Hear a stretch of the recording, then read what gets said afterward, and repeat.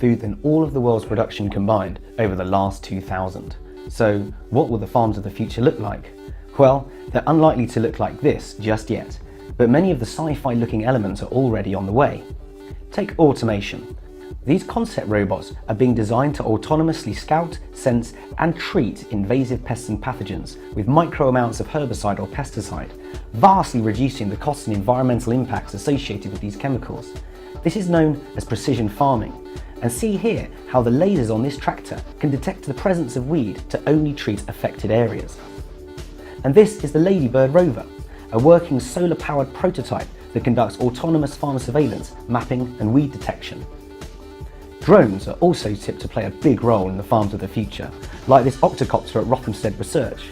This BBSRC-funded demonstrator technology could help the farmers of the future measure growth and biomass and detect stresses to crops from pathogens or lacks of nutrients or water.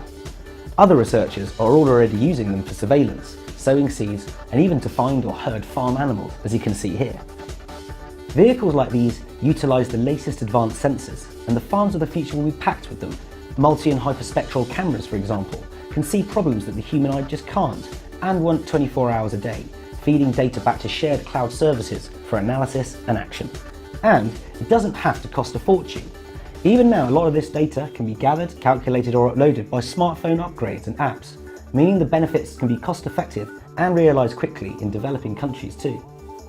Tomorrow's global farms will therefore be key users of the Internet of Things, whereby vehicles and equipment can use GPS and Wi-Fi to talk to each other, connect with weather and pest forecasts. As for the farms themselves, the future farms might not all be on the ground, but under it instead, or integrated with factories, businesses, and harnessing local energies and opportunities. The farms of the future will also make use of data from large-scale experiments, such as the BBSRC-funded Northwick Farm platform and the Scanalyzer. Then there is the National Plant Phenomics Centre, also funded by BBSRC. To feed the planet in an increasingly globalised food system, and in the face of climate change and extreme weather, we'll need elements of all this amazing technology, and more. BBSRC-funded researchers are working with partners and collaborators across the world to realise this vision.